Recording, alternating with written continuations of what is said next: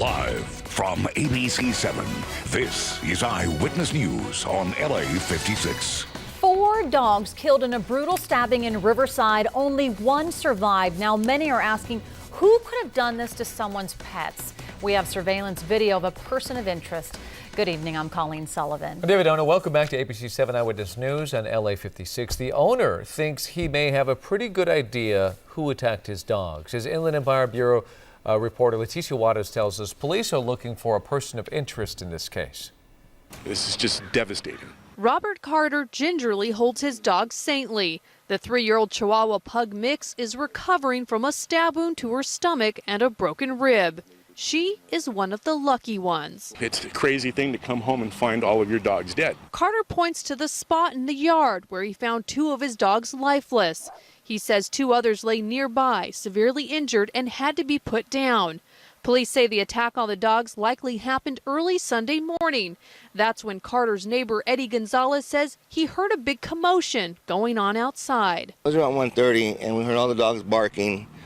And when we got up to look, there was nobody out here, but all the dogs are barking. The Riverside Police Department is investigating the animal cruelty case, sending officers to talk to Carter. The officers had asked me if I had any confrontations with anybody in the last few days, and I told them yes, I had. He says 3 days prior to the attack, he had a verbal confrontation with the man he says was bothering his dogs.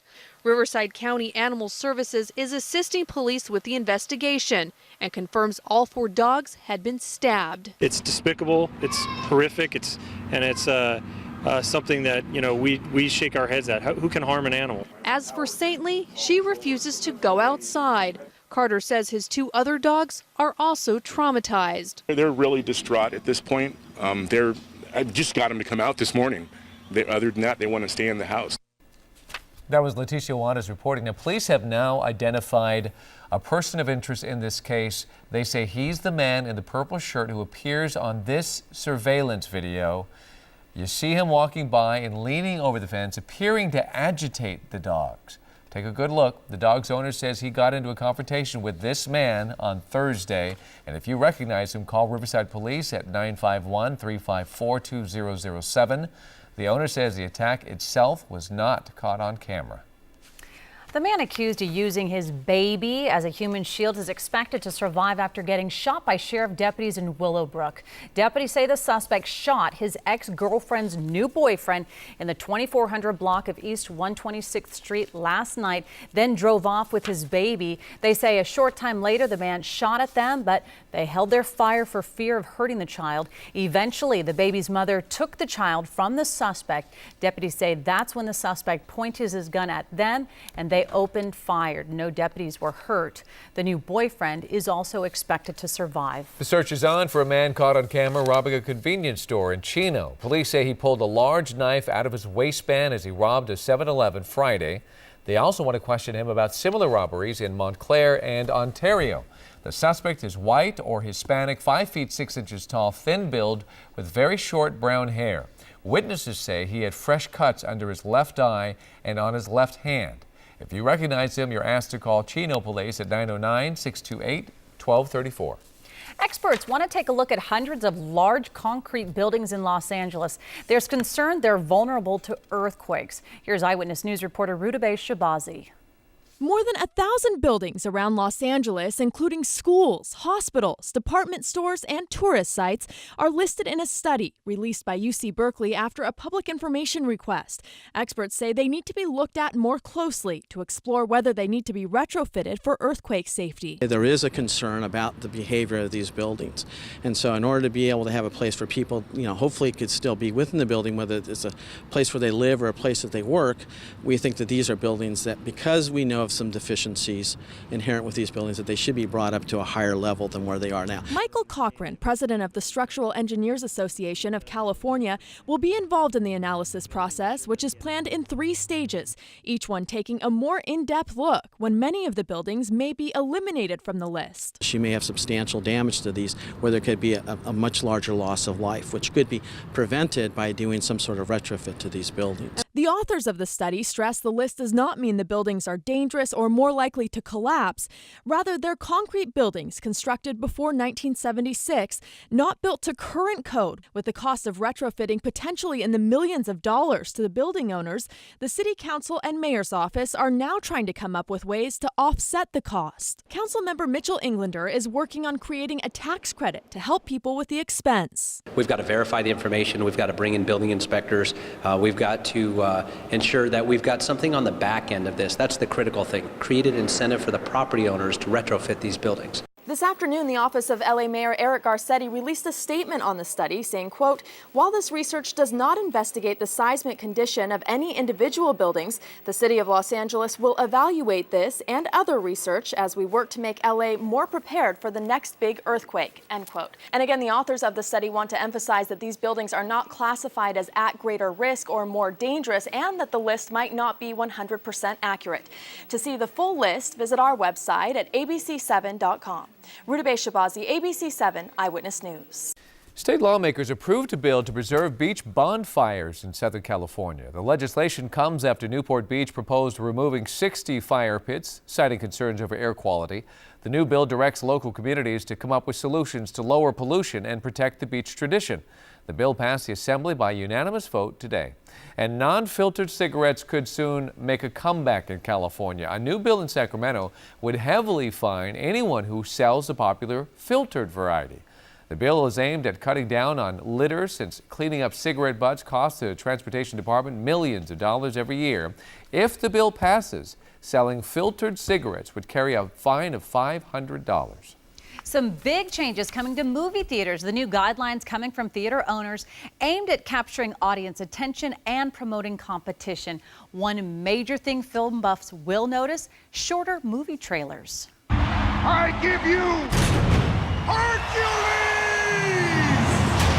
Movie trailers are a huge part of going to theaters. For some people, the trailers are a highlight. Oh, I love movie trailers.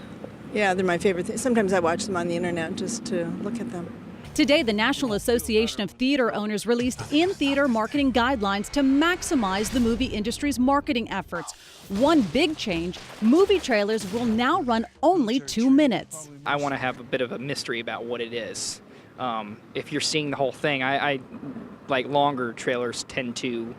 I'm like, oh, I've seen the whole movie. What do I want to pay to go see that for? I'd like a little more surprise. Okay, enough of that nasty. I think seeing less of the film before you actually see the film is better. A lot of comedies, they'll give away a lot of jokes. Jokes go flat because it's like, well, I already saw that in the trailer, because the trailer was so long they just threw too much at you. This is not to say long formatted movie trailers will be gone, just very limited. The new guidelines say 2 exemptions per year per distributor, with the maximum length of 3 minutes based on the theatrical release date of the film being advertised. And these are voluntary guidelines. You can expect to see the shorter 2-minute movie trailers domestically October 1st. Southwest Airlines is going international, and we'll tell you about the new destinations. And we're learning more about what caused hundreds of people to get sick on board a cruise ship. And our consumer specialist has some tips to help you find that perfect big screen before the Super Bowl. A Royal Caribbean cruise ship is headed home early after hundreds of passengers became violently ill on a voyage to the Caribbean. It's a huge bummer, isn't it? The Explorer of the Seas is expected to reach its home port on New Jersey on Wednesday, and Royal Caribbean decided to cut the 10-day trip short after nearly 600 passengers, along with many crew members, caught a nasty stomach bug. The company says the symptoms are consistent with the highly contagious norovirus. Royal Caribbean says it is taking steps to sanitize the ship and compensate passengers for the inconvenience. Southwest Airlines is going international. The carrier announced plans today to add flights to Aruba, the Bahamas, and Jamaica from Atlanta, Baltimore, and Orlando beginning July 1st. Right now, AirTran operates flights on those routes.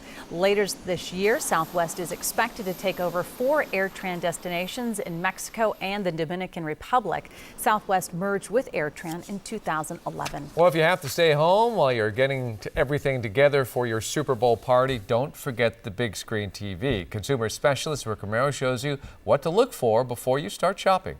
Are you ready for some football? With a Super Bowl party, that is. Have you got your decorations, the pizzas? How about the big screen TV? Well, the party would definitely not be complete without a good TV set to watch the game. Now, if you're in the market for a new big screen, you couldn't pick a better time. Super shopper Andrea Warrock tells us why. As TV companies and manufacturers are looking to unload those 2013 models, so you're going to find lots of sales and lots of closeout deals before those 2014 models start hitting shelves, and so it's a really great time to purchase. Right. Another way to save? Haggle on the price and ask for price matching. Especially with electronic retailers, you have the opportunity to haggle, but the most common form of haggling we're seeing these days is price matching. So anytime you're shopping for a television, make sure you do a little bit of research before you head to the store. Open box models are TVs returned for various reasons but work just fine and are still under warranty. And in some cases, open box items get cheaper over time. Stores like Sears offer discounts based on a timeline. So if it's been on the store shelf for a few weeks, the price might go down even lower. So ask that sales associate when they might expect it to drop in price. Come back and check and see if it's there and then snag it up for a huge sale. When it comes to extended warranties, Andrea says skip it if it's an inexpensive TV you're buying. However, on a high-end model where you're spending maybe $1,000 to $2,000, that's when it makes sense to consider those warranties. Cables and other accessories are essential with a new TV. However, you don't always see deals on those items at the store, although we see lots of big sales on televisions. I typically find these HDMI cables for less online. Okay, you're ready to buy the TV of your dreams at a good price. Now, let's hope the weather will be ready to allow a good game, too. The last thing you want is snow on your TV screen. This is Rick Romero, ABC7 Eyewitness News. That's good. Yeah. Still to come, a baby's reaction as he hears for the very first time. The Northern Lights put on quite a show over Alaska. And let's take you live outside to Irvine, our Spectrum Cam, and unfortunately no droplets out there right now. Jonathan Novak, he's going to have your full forecast coming up next.